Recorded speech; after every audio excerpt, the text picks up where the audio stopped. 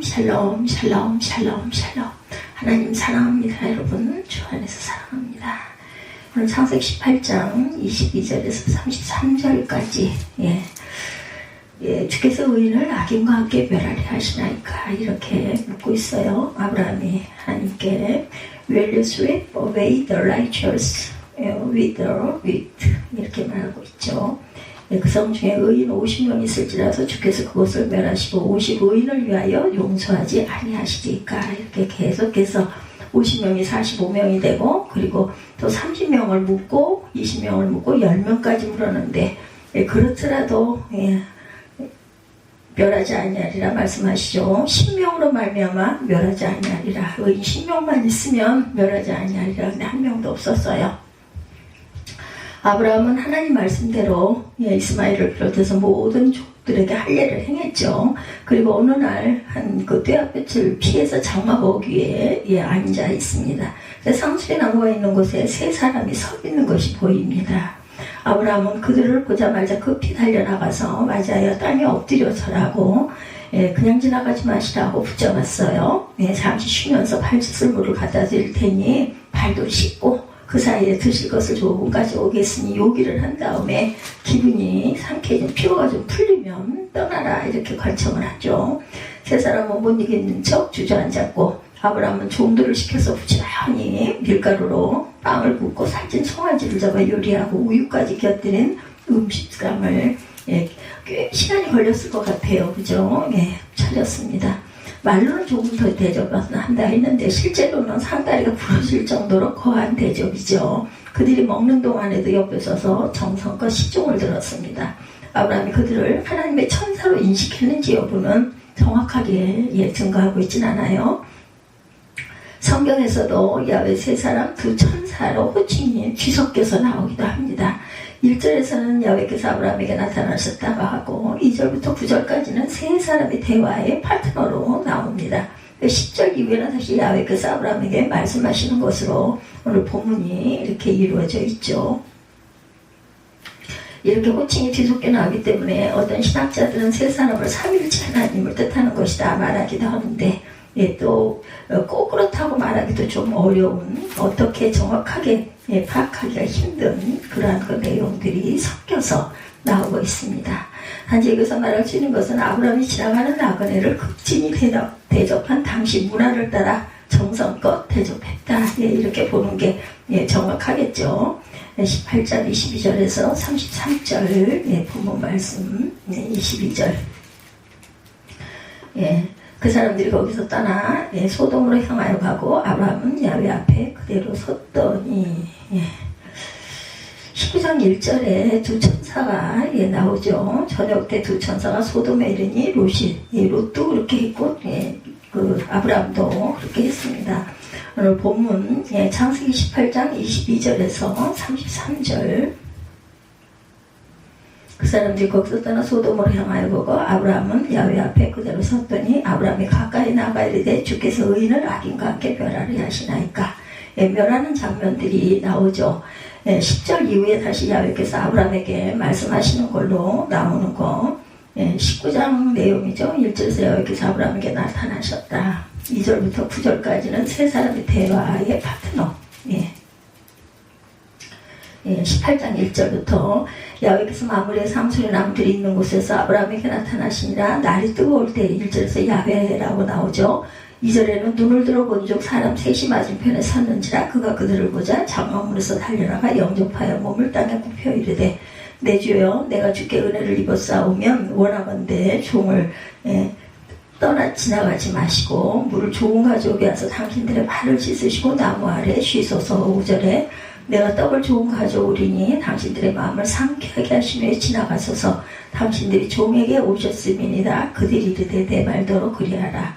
아브라함이 급히 장막으로 와서 사라에게 이르되 속히 고운 가루 세 스가를 가져다가 반죽하여 떡을 만들라 하고 아브라함이 또 가축 떼이는 곳으로 달려가 기름지고 좋은 송아지를 잡아 하인에게 주니 그가 급히 요리한지라. 아브라함이 엉긴 젖과 우유와 하인이 요리한 송아지를 가져다가 그들 앞에 차려놓고 나무 아래서 모셔 섬에 그들이 먹으니라. 9절입니다. 그들이 아브라함에게 이르되 내 안에 사라가 어디 있느냐. 대답하되 장막에 있나이다. 예, 그가 이르되 내년 이맘때 내가 반드시 내게로 돌아오리니 내 안에 사라에게 아들이 있으리라 하시니 사라가 그때 장막문에서 들었더라. 지난주에 이 부분이 쭉 나왔었어요. 사라가 속으로 웃고 내가 노하였고 내 주인도 늙었으니 내가 무슨 즐거움이 있으리 노쇠하였고 여호와께서 아브라함에게 이르시되 사라가 왜 웃으며 이르기를 내가 늙었거늘 어떻게 아들을 낳으려 하느냐. 여호와께서 능하지 못한 일이 어디 있겠느냐. 기한 이를 때 내가 네게로 돌아오리니 사라에게 아들이 있으리라. 사라가 두려워서 부인하여 이르되 내가 묻지 아니하였나이다. 이르시되 아니라 내가 웃었노라. 이제 아브라함이 소돔을 위해서 비는 장면이 그 다음에 나오고 있어요. 오늘 본문 말씀 18장 22절에서 33절 쭉 읽죠.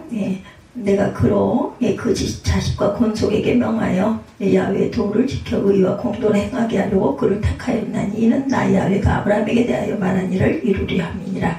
여기서 또 이르시되 소돔과 고모라에 대한 부르짖음이 크고 죄악이 심히 무거우니 내가 이제 내려가 그 모든 행한 것이 과연 내게 들린 부르짖음과 같은지 그렇지 않은지 내가 보고 알리하노라. 오늘 2절입니다. 그 사람들이 거기서 떠나 소돔으로 향하여 가고 아브라함은 야훼 앞에 그대로 섰더니 아브라함이 가까이 나아가 이르되 주께서 의인을 악인과 함께 멸하려 하시나이까. 이렇게 시작이 되는 오늘 부분입니다. 지나간 부분들 함께 보고 가죠. 그래서 아브라함이 가까이 나가 이르되 주께서 의인을 악인과 함께 멸하려 하시나이까. 그 성중에 의인 50명 있을지라도 주께서 그것을 멸하시고 50의인을 위하여 용서하지 아니하시리까. 주께서 이같이 하사 의인을 악인과 함께 죽이시면 부당하며 의인과 악인을 같이 하심도 부당하나이다. 세상을 심판하시는 이가 정의를 행하실 것이 아니나이까. 여호와께서 이르시되 내가 만일 소돔 성읍 가운데 의인 50명을 찾으면 그들을 위하여 온 지역을 용서하리라. 아브라함이 대답하여 이르되 나는 티끌이나 재와 같사오니 감히 죽게 하려나이다. 50인 중에 5명이 부족하다면 그 5명 부족함으로 말미암아 온 성을 멸하리 하시나이까. 내가 거기서 45명을 찾으면 멸하지 아니하리라. 아브라함이 또 아라드에 이르되 거기서 40명을 찾으면 어찌하리 하시나이까. 이르되 40명으로 말미암아 멸하지 아니하리라. 아브라함이 이르되 내 주여 노하지 마옵소서 말씀하게 하옵소서. 거기서 30명을 찾으시면 어찌하려 하나이까. 이르시되 내가 거기서 30명을 찾으면 그리하지 아니하리라. 아브라함이 또 이르되 내가 감히 내주게 하려나이다. 거기서 20명을 찾으면 어찌하려 하시나이까. 이르시되 내가 20명으로 말미암아 그리하지 아니하리라. 아브라함이 또 이르되 주는 노하지 마옵소서 내가 이번만 더 하리리이다. 거기서 10명을 찾으시면 어찌하려 하시나이까. 이르시되 내가 10명으로 말미암아 멸하지 아니하리라. 여호와께서 아브라함과 말씀을 마치시고 가시니 아브라함도 자기 곳으로 돌아갔도다. 10절 이후에 다시 여호와께서 아브라함에게 말씀하시는 것이 나오죠. 그리고 19장 1절에 가면 두 천사가 또한 등단하는 부분이 나와요. 19장 1절에 저녁 먹을 때 그 두 천사가 소돔에 이르러 마침 롯이 소돔 성문에 앉아있다가 그들을 보고 일어나 영접하고 땅에 엎드렸다. 이렇게 호칭이 뒤섞여 나오기 때문에 신학자들 간에는 세 사람을 삼위일체 하나님이라 뜻하는 것으로 하고 또 꼭 그렇다고 말할 수도 없다는 거. 단지 여기서 말할 수 있는 것은 아브라함이 지나가는 나그네를 극진히 대접했다. 근데 롯도 그렇게 했습니다. 19장에 보면 세 사람의 나그네는 아브라함이 차려낸 음식을 맛있게 먹었고 그리고 아브라함에게 당신의 아내 사라가 어디 있느냐 물으세요. 장막 안에 있다. 자, 내년 이맘때에 내가 반드시 돌아오리니 내 안에 사라에게 아들이 있을 것이다. 이렇게 축복을 하죠. 때마침 사라가 장막 옆에 있다가 그 말을 듣고 속으로 웃죠. 17장에서 그 말을 들었을 때 웃었는데 사라도 여지없이 아브라함도 웃었고 사라도. 아브라함은 17장에서 사라는 지금 오늘 본장 내용의 18장에서 웃고 있습니다.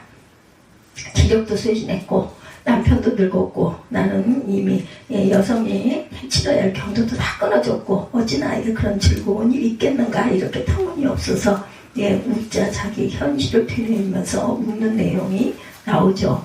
아브라함은 세 사람의 나그네를 극진히 대접했고 그리고는 내년 이맘때에 사라에게 아들이 있을 것이라는 말을 한 후 소돔으로 향해서 갑니다. 근데 장면이 바로 소돔으로 바뀌지 않고 야훼께서 아브라함에게 말씀하시는 장면이 사파처럼 끼어 있어요. 그죠? 하나님과 아브라함이 소돔의 멸망을 놓고 줄다리게 하는 이야기가 나옵니다.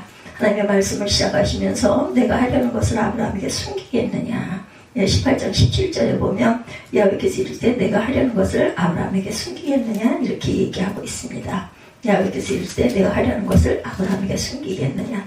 아브라함은 강대한 나라가 되고 천하 만민은 그로 말미암아 복을 받게 될 것이다. 19절에 내가 그로 그 자식과 권속에게 명하여 야훼 도를 지켜 의와 공도를 행하게 하려고 그를 택하였나니 이는 나 야훼가 아브라함에게 대하여 말한 일을 이루려 함이라.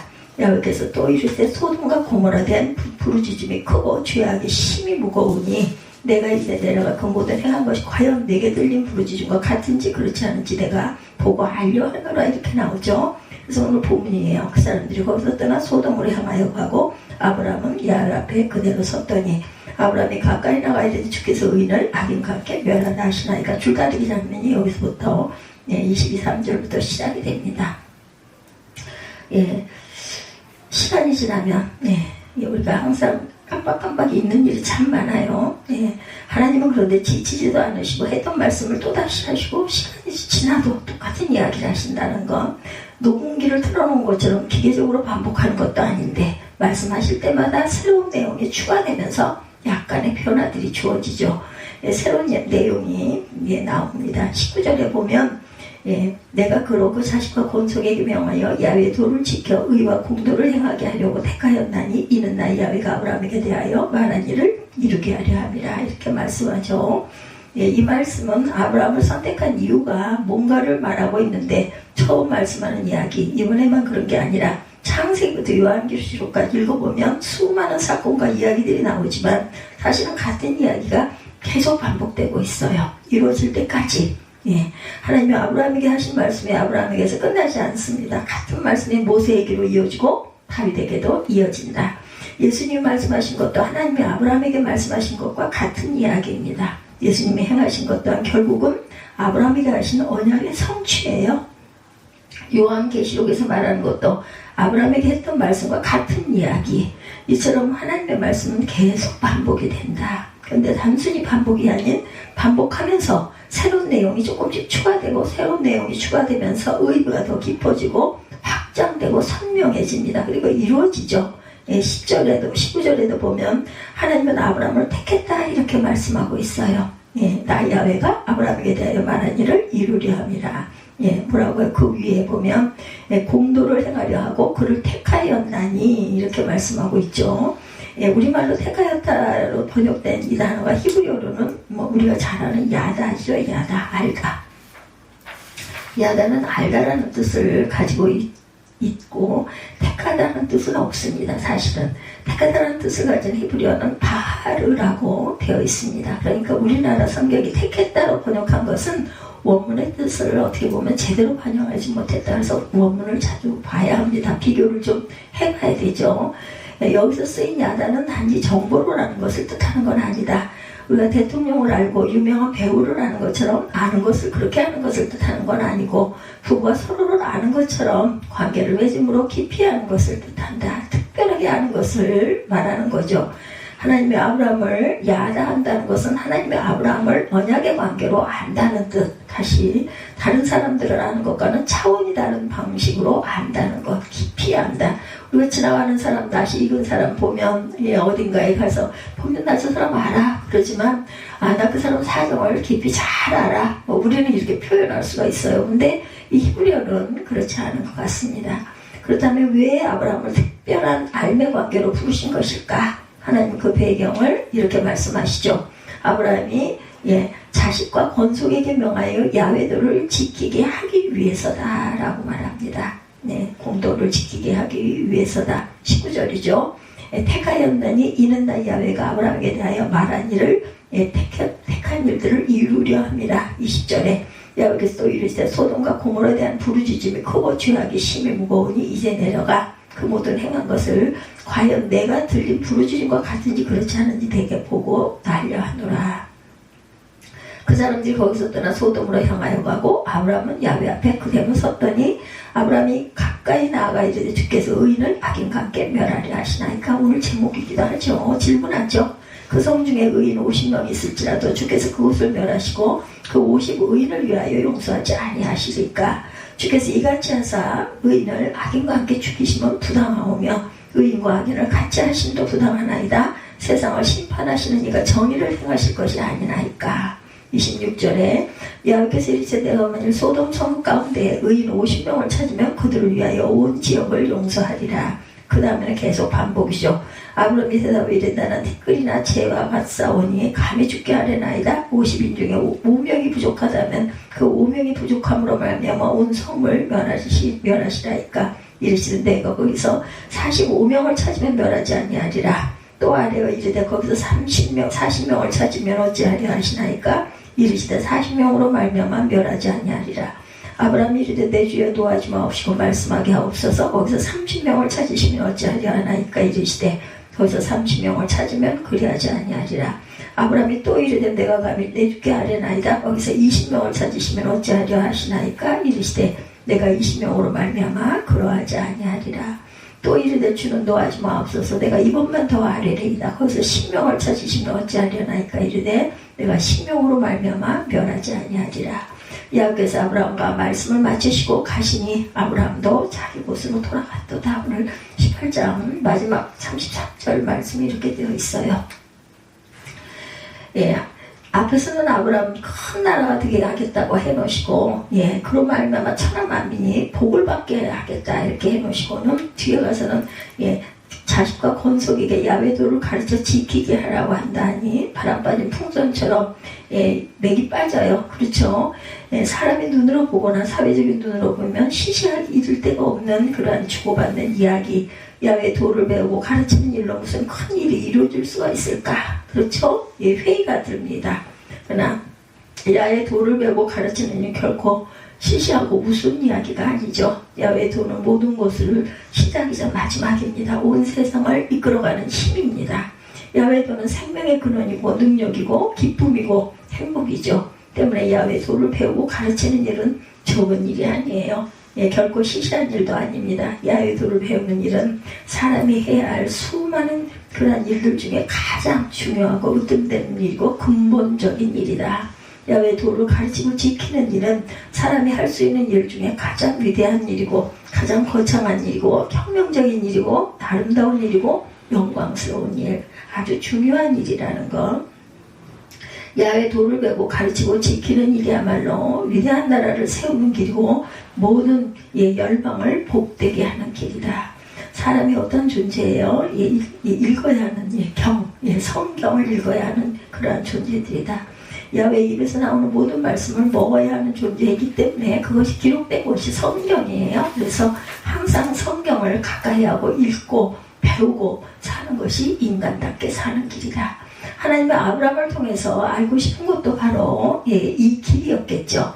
아브라함이 엄청난 군대에 힘을 주어서 세상을 정복하는 것도 아니었고 자본으로 힘으로 세상을 지배하는 것이 아니었고 모든 나라 가운데 우뚝 선 나라를 세우는 것도 아니었다. 아브라함을 통해 정말 하고 싶은 것은 성경을 읽고 배우고 그 성경을 따라 사는 백성을 세우는 것이었다는 것. 아브라함에게 지식과 권속에게 야훼도를 가르쳐 지키게 하라고 말씀하신 것도 그러한 것들이죠. 네. 그래서 자식과 권속입니다. 지식이 아니라. 예수님의 세상을 떠나실 때 제자들에게 부탁하신 것도 똑같은 일이에요. 보면 마태복음 18장 19절에서 20절이죠. 모든 민족을 제자로 삼아 아버지와 아들과 성령의 이름으로 세례를 베풀고 내가 너에게 분부한 모든 것을 가르쳐 지키게 하라. 하나님이 아브라함을 부른 목적, 예수님의 제자들을 부른 목적은 하나였다라는 것.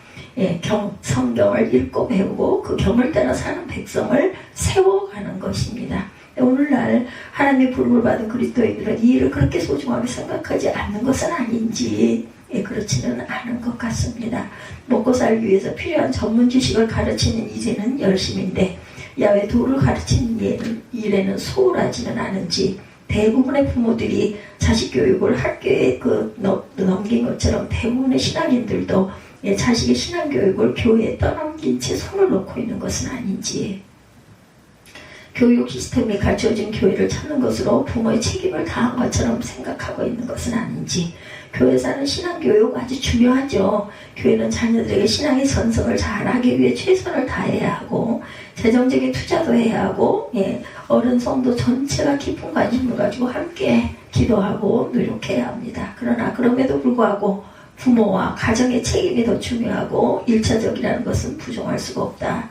교육이라고 하는 것은 본래 1대1로 하는 것이 좋고 소그룹을 하는 것이 가장 좋아요. 그렇게 본다면 가정에서 부모가 가정에서 아이를 가르치는 것이 가장 건강하고 효율적인 그런 교육의 방식이다.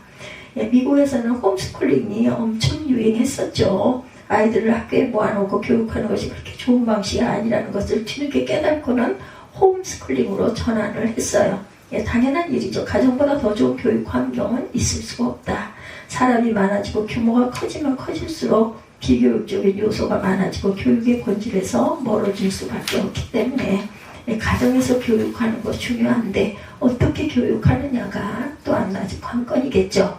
물론 가정만으로는 부족해요. 부모만으로도 부족합니다. 가정과 교회가 함께 협력해야 신앙교육을 제대로 할 수 있다는 것. 교회는 바로 이 길을 잘 온전하게 바르게 중심을 잘 잡고 가야 한다. 아직은 미미하지만 자녀의 신앙교육을 가정에서 잘 할 수 있도록 안내하고 자녀들의 신앙 전승을 위해 교회가 공동적인 지혜와 에너지를 모으는 길을 가야 하겠다. 각 교회 운영위원회에서도 청소년 교육과 청년 교육에 최대한의 지원을 하는 그런 일들이 많아져야 한다. 보편화가 돼야 되겠죠. 그러나 학교나 교회보다 가정이 중요한 교육의 장이라는 것. 선생님보다 부모가 중요한 선생님이라는 것은 변할 수 없는 대원칙입니다. 모든 그리스도인들에게는 이중적인 교육적 책임이 주어져 있어요. 1차적으로는 부모로서 자녀에게 야훼 도를 가르치고 지키게 할 책임이 있고 또한 2차적으로는 이웃에게 야훼 도를 가르쳐 지키게 할 책임을 갖고 있습니다. 우리 모두는. 이것은 모든 그리스도인들이 감당해야 하는 가장 기본적인 책무이고 위대한 책무입니다. 그리스도인들은 이 책임을 다하기 위해서 먼저 배우는 일에 힘써라. 그리고 동시에 가르치는 일에 힘써야 합니다. 배우지 않고는 가르칠 수가 없고 가르치지 않고는 배울 수 없기 때문에 모든 그리스도인들은 가르치기 위해 배워야 하고 배우기 위해 또한 가르쳐야 합니다. 쉬운 일이 아니죠. 사람들은 대부분 먹고 사는 일에 관심이 있지 배우고 가르치는 일에 그 전문적인 사람들 외에는 큰 관심이 없어요. 관심이 있다 해도 생활 환경이 그렇게 만만치는 않습니다. 먹고 사는 일이 워낙 힘들기 때문에 배우고 가르칠 만한 여유를 찾기가 쉽지가 않아요. 가정에서 야훼 도를 배우고 가르친다는 것은 아주 요원한 일처럼 보이기도 합니다. 그러나 우리는 포기해서는 안 되겠다. 오늘 제가 아들에게 권면할 수 있지 그걸 뭐 어떻게 할 수가 없어요. 그 상대방이 거기에 자꾸 거부하다 보면은 말이 커지게 되고 다툼이 일어나면 안 되지 않습니까? 그거 참 지혜롭게 해야 합니다. 포기해서는 절대로 안 된다. 기도해야지 별 수가 없죠. 이런 하나님의 아브라함을 택한 이유가 목표이기 때문에 사회 환경을 탓하고 주저앉아 있어서는 안 되겠다. 어떻게 하든지 순종하고 갈 수 있는 길을 우리가 모색하고 고기를 몰듯이 이렇게 몰고 가야 되겠죠. 관계가 절대로 나빠져서는 안 됩니다. 함께 머리를 맞대고 지혜의 길을 찾아야 되고 온통 실용적인 이익을 쫓아 달려가는 이 세대 어떻게 하면 야훼 도를 배우고 가르치며 살 수 있는지 실천 가능한 대안을 찾아야겠다. 삶의 근본과 뿌리가 뽑힌 세대, 삶의 근본과 뿌리를 되찾는 일에 몸을 던지는 저와 여러분들이 되셔야 합니다. 쉬운 답이 있는 건 아니지만 주께서 은혜와 복을 허락할 것이다 라는 믿는 믿음으로 절대로 포기하지 말고 우리가 생각할 것은 하나님은 왜 아브라함에게 야훼 도를 배우고 가르치라고 했는가? 이게 중요합니다. 야훼 도를 배우고 가르치면 어떤 결실이 주어지는가? 가르치려 하시는 것은 아닐까? 오늘 말씀에 의하면 우리가 공도를 행하는 결실이 주어지기 때문이다 이렇게 말씀하고 있어요. 의와 공도를 행하게 하려고 19절에 그렇게 말씀하고 있죠. 그리고 그 자식과 권속에게 명하여 야훼 도를 지켜 의와 공도를 행하게 하려고 그를 택하였나니 이는 나 야훼가 아브라함에게 대하여 말한 일을 이루려 합니다. 또 이제 그리고 나서 소돔과 고모라 성에 대한 부르짖음으로 내가 가서 과연 어떻게 해야 할 것인지 부르짖는 그것을 모든 행한 것이 내게 들린 부르짖음과 같은지 아닌지 내가 보고 알아야 되겠다 이렇게 얘기하죠. 그때 아브라함이 구원하기 위해서 계속해서 명수를 내리면서 10명까지 내려갔어요. 그 의인 10명이 없어서 결국 어떻게 해요? 소돔과 고모라 성은 불바다가 되고 망하고 맙니다. 올바르게 사는 축복, 사람들의 의와 공도를 행하는 것에는 관심이 없고 의와 공도를 행하며 살기 원하는 사람 중에서라도 그 줄에 서는 사람 별로 없습니다. 의와 공도를 행하며 사는 것이 옳은 일, 좋은 일이라는 생각은 하지만 사람들이 그렇게 욕심내지는 않는다는 것. 솔직히 사람들이 욕심내는 건 사적인 이익이지 의와 공도는 아니죠. 우리 모두도 예외가 아닐 수 있습니다. 의와 공도를 흠모하긴 하지만 사적인 이익의 마음을 빼앗길 때가 많다. 우리들 사람은 대부분 사적인 개인으로 살아갑니다. 사적인 삶에 만족하면서 살기를 원하죠. 아브라함도 사적인 삶에 만족하면서 살았어요. 그렇게 사적으로 개인의 영역에 살던 아브라함은 어느 날 하나님이 불러내시죠. 열방에게 복이 되라고 공적인 영역으로 불러냅니다. 그리고 25년이 지났어요. 그렇다면 25년이 지난 지금 아브라함은 과연 어떤 사람으로 변해 있을까? 성경은 아브라함이 어떤 사람이 되는지 극적으로 보여주죠. 하나님이 아브라함에게 소돔과 고모라 성에 대해 이야기를 했고, 힘이 있는 녀석들이 얼마나 몹쓸짓들을 많이 하는지 사람들의 신음소리가 하늘을 찌르고 있다고 하시면서 하나님이 직접 내려가서 실상을 확인하겠다. 20절 21절에 그렇게 말씀하고 있죠. 야훼께서 이르시되 소돔과 고모라에 대한 부르짖음은 크고 그 죄악이 심히 무거우니 내가 이제 내려가서 그 모든 행한 것이 과연 내게 들린 부르짖음과 같은지 그렇지 않은지 내가 보고 알려 하노라. 그 사람들이 거기서 떠나 소돔으로 향하여 가고 아브라함은 야훼 앞에 그대로 섰더니 아브라함이 가까이 나가 이르되 주께서 의인을 악인과 함께 변하리 하시나이까? 이렇게 질문으로 시작을 하죠. 그 성 중에 의인 50명이 있다면 어떻게 하시겠습니까? 의인 50명을 보고도 그 성을 용서하시지 않으시렵니까? 반문을 합니다. 계속해서 주께서 의인을 악인과 함께 죽이시는 것은 부당한 일이지 않습니까? 세상을 심판하시는 분께서 공정하게 판단하셔야 하지 않겠습니까? 라고 하면서 아주 진지하게 탄원하는 내용들이 쭉 반복돼서 나옵니다. 아브라함의 탄원을 들은 하나님은 기꺼이 의인 50명이 있으면 그 지역 모두를 용서하겠다고 말씀하시고 거기서 끝나지 않고 줄기차게 숫자를 줄여가며 심판을 유예해달라는 탄원을 무려 6번이나 반복을 합니다. 하나님도 그때마다 아브라함의 탄원을 받아들이셨어요. 지금 아브라함을 보면 그 모습이 어때요? 더 이상 개인의 영역에 있지 않습니다. 아브라함은 지금 하나님 앞에 소돔과 고모라 성의 멸망을 중재하는 중보자로 서 있습니다. 소돔과 고모라 성의 죄악을 품는 자로 서 있죠. 그렇게 하나님께서 그런 아브라함의 존재를 매우 존귀하게 인정하시고 그 탄원과 중재를 받아들이세요. 반복해서 아브라함은 아브라함의 태도와 행위에 하나님께서는 매우 흡족하셨고 속으로 아브라함이 저 정도로 컸구나 아마 이렇게 기특해 하지는 않으셨을까. 소돔과 고모라 성을 품을 만큼은 컸구나, 내 마음을 꿰뚫어 알고 있구나 아마 이런 생각을 하시면서 흐뭇해 하시진 않았을까. 하나님이 아브라함에게 기대했던 것도 바로 그것이었겠죠. 세상을 품는 사람이 되는 것. 하나님의 마음을 갖고 하나님과 세상 사이에 중보자로 서 있기를 기대하셨어요. 근데 아브라함은 결국 그 자리에 섰습니다. 모든 그리스도인 또한 거기까지 성장합니다. 저와 여러분도 거기까지 성장해 가야 합니다. 우리가 자신을 알아요. 내가 어느 정도인지. 사적인 영역에 안주하는 것이 아니라 세상을 품는 데까지 나아갈 줄 알자. 공적인 영역에서 의와 공도를 행하는 데까지 나아가자. 하나님의 그러한 사람은 사적인 영역에만 살아서는 안 되겠다는 거죠. 세상이 어떻게 되든 나와 상관없다는 무책임한 태도로 살아가서는 안 된다. 개인의 영달, 개인의 성취, 개인의 만족을 위해 살면 안 되죠. 하나님의 사람 속에는 언제나 세계가 담겨 있어야 합니다. 세상의 문제를 내 문제로 끌어안고 아파하면서 그 문제를 풀기 위해서 물음을 던지는 공적 의식, 역사의식을 가지고 있어야겠다. 이 시대가 어떤 시대인지, 이 시대가 어떤 문제로 아파하는지를 분별하고 이 시대를 치유하고 회복하는 데 필요한 일을 찾아 나서야 되겠다. 그러기 위해서는 내 가정, 내 가족부터가 중요하죠. 물론 의와 공도를 자신이 먼저 행하고 내가 몸담고 있는 사회의 의와 공도가 편만해지도록 솔선해 가야 한다는 것입니다. 하다가 안 될 때는 열심히 기도라도 해야 되겠죠. 개인의 삶을 포기한다고 말씀드리는 것이 아니라 개인의 삶을 살되 하나님과 역사 앞에 살아야 한다는 것입니다. 하나님의 구원 역사에 대한 책임의식을 가지고 살아가자. 공적인 일과 사적인 일은 본래 구분되어 있지가 않아요. 어떻게 보면 밥 먹는 것이나 공부하는 것은 사적인 일이고 투표를 하는 것은 공적인 일이라고 생각하기 쉬운데 그렇지 않습니다. 인간의 모든 행위는 공적인 것이 될 수도 있고 사적인 것이 될 수도 있다. 한계가 어떻게 보면 정확하지가 않죠. 투표를 하는 것은 공적인 일이지만 사적인 이해관계나 내가 속한 계층의 이익을 위해 투표한다면 그 투표는 사적인 행위가 되겠죠.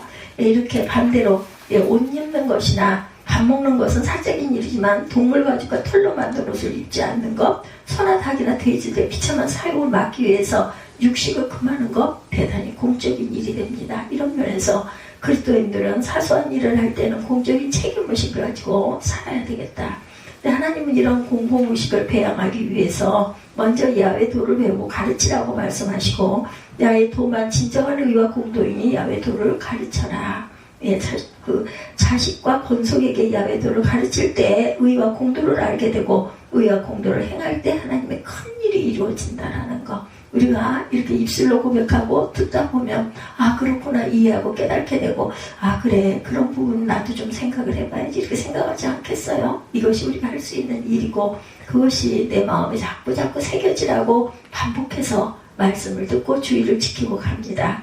야훼들은 겨자씨와 같아서 겉으로 볼 때는 별보다 아닌 것처럼 보이고 지극히 미미해 보이지만 하나님의 도 하나를 내 마음에 심고 내 마음에 심은 것으로부터 거대한 하나님 나라가 시작된다는 것, 내 자녀들만이라도 온전하게 세워놓고 내가 가야겠다 이런 결심하게 되죠. 야훼 도를 배우고 가르치고 지키는 것은 인간의 도리고 만사의 근본이라는 것. 사람이 할 수 있는 일 중에 가장 위대한 일이고 가장 거창한 일이고 혁명적인 일이고 아름다운 일이고 영광스러운 일임을 잊지 마십시다. 야훼 도를 배우고 가르치고 지키는 것이야말로 진실로 위대한 나라를 세우는 길이고 모든 열방을 복되게 하는 그러한 일이 된다는 것 잊지 마시는 저와 여러분들. 어느덧 그죠? 5월이 왔는가 했더니 벌써 10일입니다. 그렇죠? 이 허리만 넘어가면 중순이 돼요. 또 금방 6월달 나라의 영혼들을 우리가 항상 기도하는 6월이 옵니다. 6월은 그래서 호국 경영의 달이다 이런 이야기들을 많이 합니다. 오늘 말씀 우리 아브라함의 이야기 중에 의인 50명이 있으면 그래도 멸하려 하시나이까 이런 제목으로 함께 은혜를 나눴습니다. 내가 안 될 때는 내 가정으로부터 내 자녀들로부터라도 시작을 해서 열심히 하나님의 나라를 확장해 나가는 저와 여러분들이 되시기를 공적인 일, 사적인 일을 이렇게 구분하지 말고 하나님의 나라를 온전하게 바치고 가는 저와 여러분들이 되시기를 주님의 이름으로 축복합니다. 결단하시고 기도하시고 주기도문으로 예배를 마치도록 합니다.